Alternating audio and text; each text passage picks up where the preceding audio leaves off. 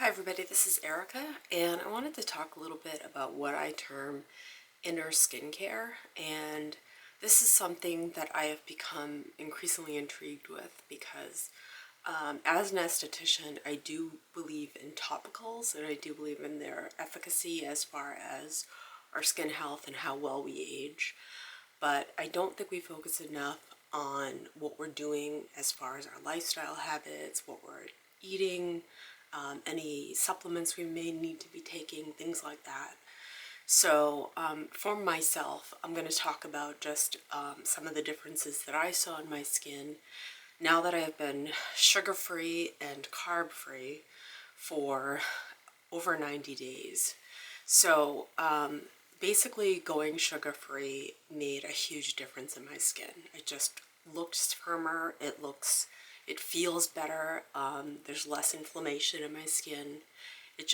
I think my face has gotten slimmer, so just all sorts of things, just, you know, when you're ingesting sugar and when you're ingesting carbs, they're going to turn into glucose in your body. And basically what happens is the glucose binds with protein and it causes glycation. And if you ever have kind of wanted to see what glycation looks like on the skin, it can kind of look very rough and textured and uneven and things like that. So what you're ingesting is definitely going to show up on your skin. It's going to show up on your face and your skin. So I have become increasingly interested in nutrition. I've been practicing eating a very kind of plant-based diet. I Let me caveat that I still eat meat, but I am focusing a lot on eating a lot more vegetables and fruits. And I limit the fruits somewhat because of the sugar in them, and I limit them to berries in the morning. But I've been ingesting a lot of different colored vegetables, a lot of vegetables. And first off, I want to just do a disclaimer that I am not a licensed nutritionist and I am not a medical professional. So this is just what I have done that I have noticed changes in myself. And it's just kind of from an anecdotal personal perspective and not meant to be advice for everybody. So I think everyone's body is different, everyone's skin is different, and so I just wanted to kind of preface it with that. But in general, eating a very healthy, well-balanced diet with as minimal processed foods and as minimal sugar as you can basically eat, you are going to see an improvement in your skin. So I wanted to go over some supplements I've added because these are the supplements that I think are helping with my skin and helping with kind of other markers of aging, which I have noticed a change in. So I have been taking Resveratrol Plus. This is an antioxidant. Resveratrol is something that is found usually in red wine, but it has effective antioxidant properties. Now, before I go too much into the dietary supplements that I take, I want to caution that supplements and vitamins are not regulated by the FDA. They're not overseen. They can kind of make every claim that they want to about, what it can do for you. So I take supplements with a little bit of a grain of salt. I don't count on them as a replacement for the nutrition you can get from food, but because of the soil depletion in our environment now and just basically the changes in our environment, I do think supplements can be exactly what they're called. They can supplement some of what you may be deficient in because of soil depletion, things like that. Industrialized farming, all that kind of stuff has kind of changed things as far as the quality of our food and the nutrition of our food. I've also added a magnesium glycinate supplement called, by the brand, I think it's Cunol, and it's 420 milligrams. And basically most people are said to be deficient in magnesium, probably because of the over-farming. So I do take magnesium, and they say to take magnesium glycinate. There's various types of magnesium out there. most are magnesium oxide, but I've heard magnesium glycinate is kind of superior. So I do take that.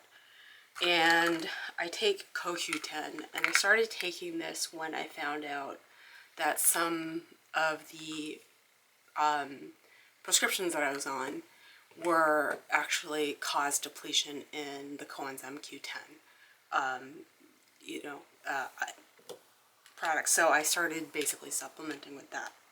I also take the antioxidant astaxanthin, a very powerful antioxidant, much more powerful than vitamin C.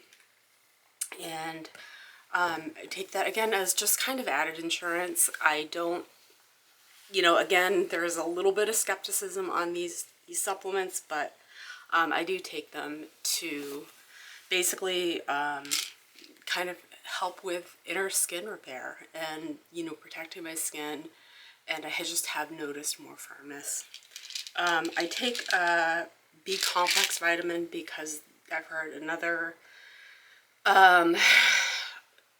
you know, effect of certain medications that I'm on is a B12 deficiency, and B12 is very, very integral to our overall health and neurological health and things like that.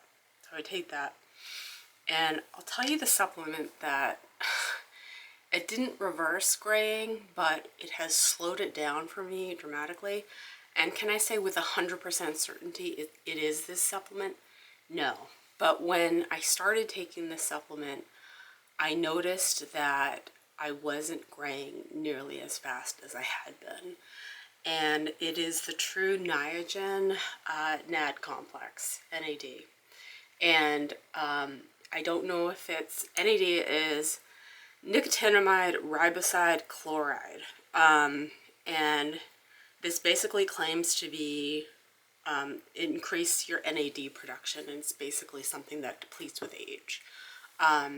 I don't know for certain that it is a supplement, so again, don't go running out and buying it and expecting it to kind of fix everything. But I did notice that usually, like, I do dye my roots, and I noticed that, like, after about 2 weeks, if I kind of like pull my hair down, I can see like the start of some gray roots. And then when I started taking this, I noticed like after like 3 or 4 weeks, I wasn't noticing any gray roots, and it was the strangest thing. And there were other things that I was doing that had changed things. So I was just eating a lot more nutrient dense. I had cut out sugar. I had cut out like inflammatory foods. So it could have been that factor as well. So I am not saying for certain that it was this supplement that made the difference, but it seemed to make a difference. And I am taking Fatty 15. This is a, it's called C15 is basically what the supplement is. And it's a, I think it's like an omega-3 supplement. And how I learned about it was, I had kind of Googled insulin resistance on YouTube, and one of the videos that came up was the Thomas DeLauer video, where he talks to the scientist who kind of discovered that this C15 deficiency that pretty much stems from like 40 years ago when the Surgeon General was advising people to go very low fat and to basically cut it out, you know, in our dairy. This was something that people became kind of nutrient deficient in. And they noticed in whales that who are deficient in this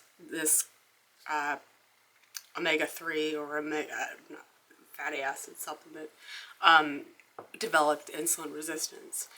Now, does that dictate totally to people? I don't know.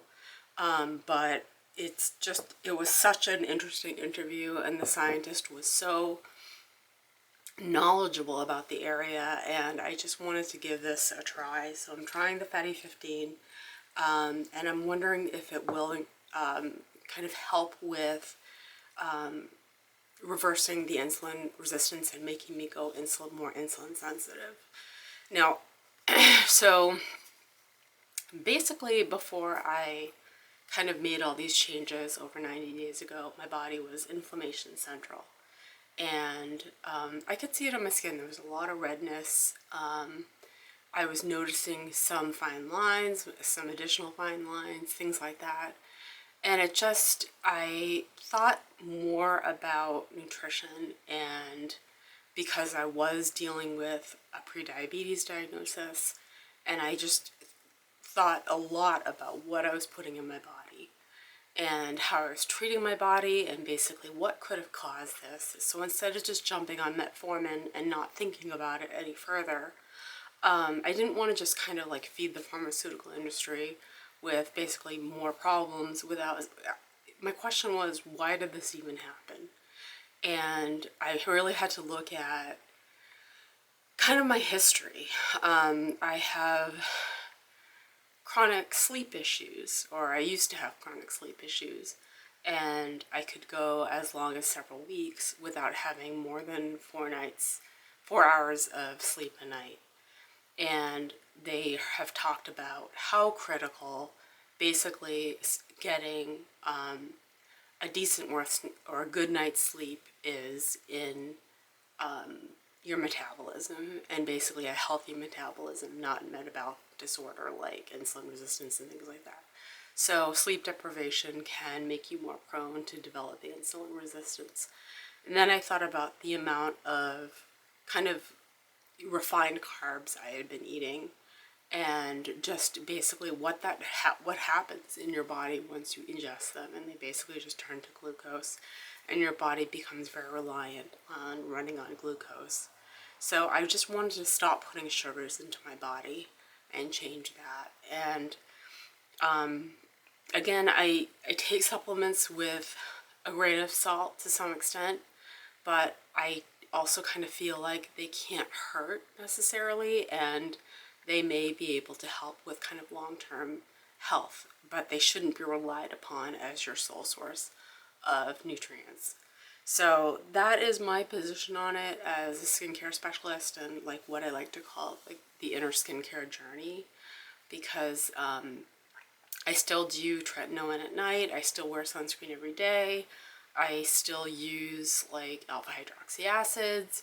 I still wear the LED mask. I mean, those are all factors that probably play into this as well. But I think we focus a little too much on the topicals and not enough on what we're actually ingesting and our health and lifestyle choices. So that's my video. I hope you guys have a great day. Bye.